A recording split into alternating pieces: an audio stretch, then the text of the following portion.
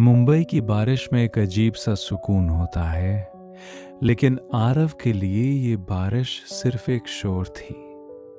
हर साल की तरह इस साल भी जुलाई की रात को कोलाबा की पुरानी गलियों में पानी भर गया था। आरव अपने छोटे से अपार्टमेंट की खिड़की के पास खड़ा था। हाथ में कॉफी का मग था और आंखें सामने की दीवार पर टंगे उस पुराने खाली कैनवास पर टिकी थी। आरव एक पियानिस्ट था, एक ऐसा आर्टिस्ट जिसकी उंगलियों में जादू तो था, पर उसके दिल में एक ऐसी खामोशी थी जिसे कोई समझ नहीं पाता था। वो कई महीनों से एक नई धुन बनाने की कोशिश कर रहा था, पर हर बार लगता जैसे कुछ छूट रहा है। कोई एक ऐसा नोट, कोई ऐसी आवाज जो उसके ख्वाबों में आती थी पर हकीकत में गायब हो जाती थी। कुछ तो अधूरा है, आरव ने खुद से कहा और कॉफी का मग टेबल पर रखकर अपना रेनकोट उठाया। उसे इस वक्त घर की घुटन बर्दाश्त नहीं हो रही थी। वह तेज बारिश में कोलाबा की सुनसान गलियों में निकल गया। चलते चलते वह एक ऐसी गली में पहुंचा जहां वो पहले कभी नहीं आया था। वहां एक पुरानी धुंधली रोशनी वाली दुकान थी जिस पर लिखा था द एंटीक हारमनी। दुकान का दरवाजा खोलते ही एक पुरानी लकड़ी और पुराने पन्नों की खुशबू हवा में तैर गई। दुकान का मालिक, एक बूढ़ा आदमी जिसकी आंखें गहरी थीं, काउंटर पर बैठा मुस्कुराया। कुछ ढूंढ रहे हो बेटा? बूढ़े ने पूछा।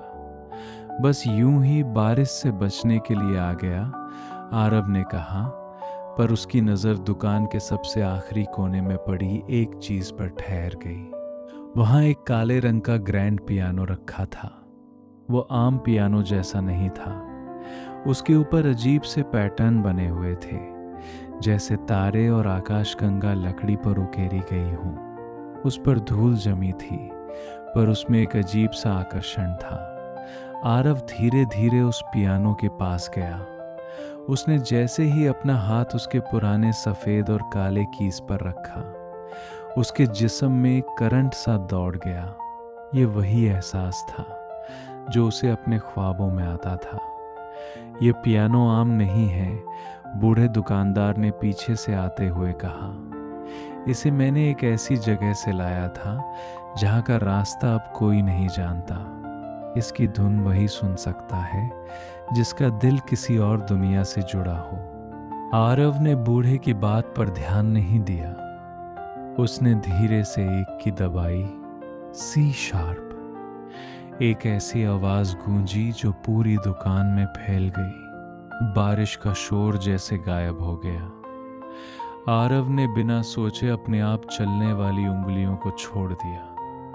वह वही धुन बजाने लगा जो उसके दिमाग में महीनों से घूम रही थी। धुन बेहद खूबसूरत और दर्दनाक थी, लेकिन जैसे ही वह धुन के उस मोड़ पर पहुंचा जहां वह हमेशा अटक जाता था, कमरे की हवा अचानक गर्म हो गई। आरव ने आंखें खोली।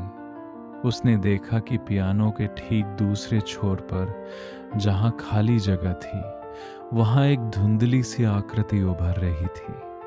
वह एक लड़की थी। उसके बाल हवा में ऐसे उड़ रहे थे जैसे वह पानी के अंदर हो, और उसकी आंखें नीली चमकदार थीं। वह आरव को बेहद हैरानी और उम्मीद से देख रही थी। आरव के हाथ कांप गए और उसने पियानो बजाना बंद कर दिया।